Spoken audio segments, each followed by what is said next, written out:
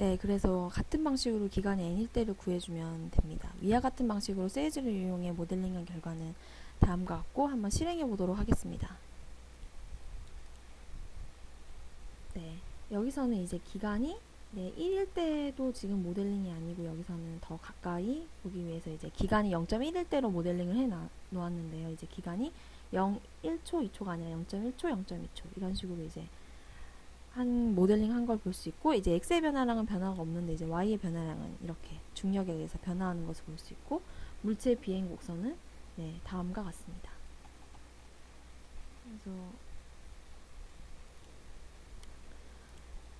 그래서 이제 이 모델링을 해봤고, 더 응용된 모델링을 한번 해봤는데, 이제 위에 모델링을 응용하여 초기 속도와 발사 각도를 조정할 수 있도록 이제 스크롤바를 만들어봤고, 우리가 이제 사용할 장애물을 그림에 넣어봤습니다.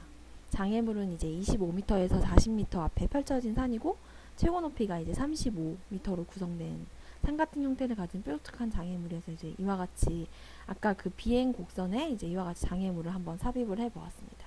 이 경우 앞에 스크롤바를 이동시켜가면서 실제 각도를 조정하고, 이를 통하여 그 타워를 넘어갈 수 있는 박사각을 구할 수가 있는 모델링인데요. 위와 같은 방식으로 이제 세이지를 이용한 모델링 결과는 다음과 같습니다. 한번 이제 스크롤바를 이동시켜 가면서 타워를 넘어갈 수 있는 발사각을 한번 직접 시뮬레이션 해보도록 하겠습니다. 네, 이제 모델링을 이제 해봤는데, 이제 초기 속도와 발사 각도를 이와 같이 스크롤바로 만들었고, 이렇게 아까 같은 이제 물체 비행 곡선에 이제 장애물을 삽입을 했는데, 한번 발사 각도를 55도로 한번 해보겠습니다. 그러면 이제 이렇게 타워를 넘어가는 것을 알 수가 있겠죠. 예를 들어서 49. 넘어가지 않고 이렇게 시뮬레이션을 해보면서 확인을 할 수가. 그래서 55도일 때는 이와 같고 60으로 한번 해보겠습니다. 아직 타워를 넘어가지 않았고 63.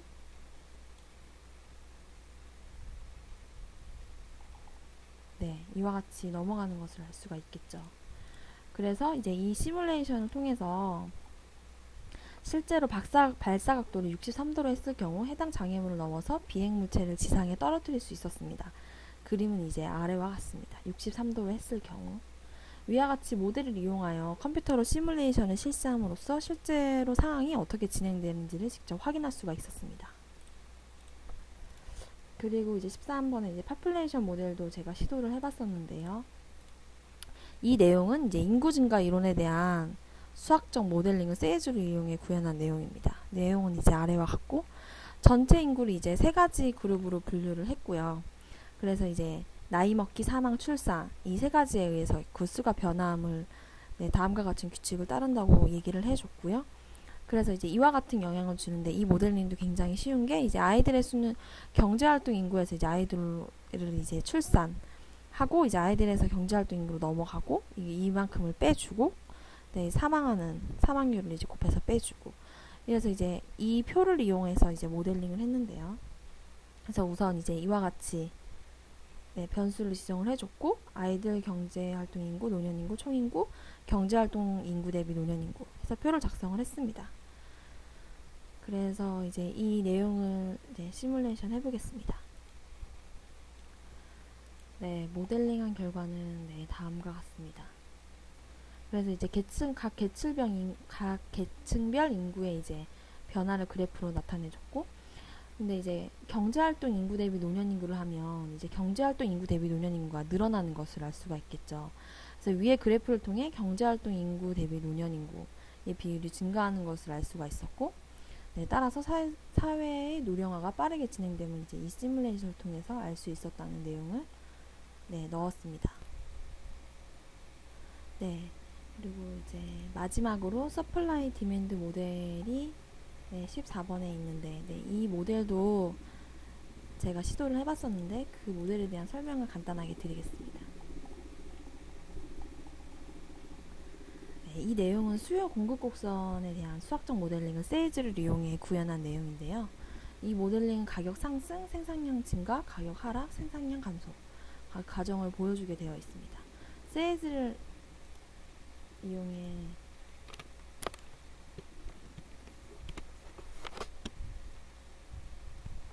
세이즈를 이용해 구현한 결과는 다음과 같습니다. 한번 모델링을 시도해 보겠습니다.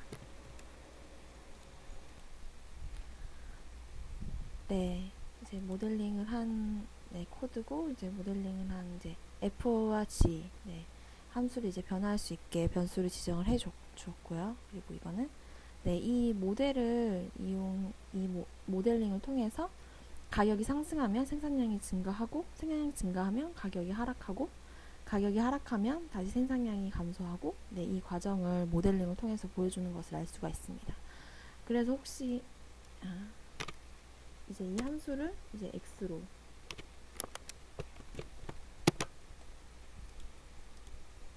바꿔주면 이와 같이 x 함수가 있고 이와 같이 변화하는 것을 알 수가 있습니다.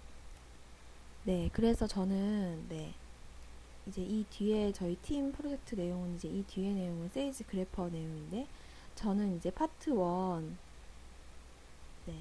모델링에 대한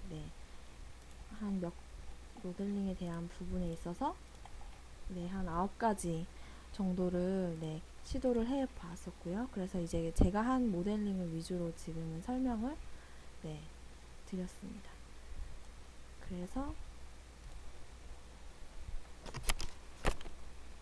그래서 이제 간단하게 소감을 마지막으로 말씀을 드리면 저희 팀은 이제 엑셀로 되어 있는 수학적 모델링 자료들을 세이즈를 이용해 구현하려고 노력을 했습니다. 그리고 그 결과 대부분의 내용들을 세이즈를 이용해 모델링 할 수가 있었습니다. 아직까지 이제 많은 사람들이 수학적 모델링을 하는 데 있어서 엑셀을 많이 이용을 합니다. 그리고 저 또한 모델링 강의를 듣기 전까지는 그랬습니다.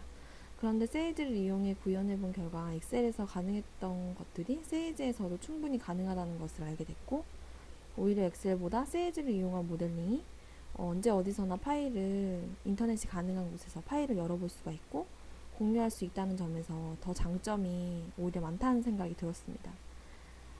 엑셀과는 다르게 이제 세이즈를 이용한 모델링은 인터넷이 가능한 곳이면 어디서든 결과를 열어볼 수 있고 또 복사해서 수정할 수 있으며 더 나아가서 이제 핸드폰이나 태블릿 PC에서도 구동이 가능하니 세이즈를 이용한 수학적 모델링은 굉장히 깊은 의미가 있다는 생각이 들었습니다. 그래서 그리고 세이즈를 이용해 구현한 많은 모델링 자료들을 보니 이번 모델링 강의를 통해 사회에서 사회가 필요로 하는 수학에 한 걸음 더 나아갔다는 생각이 들어서 이 프로젝트를 하면서 보람있고 뿌듯한 마음이 들었습니다. 이상으로 발표를 마치겠습니다. 감사합니다.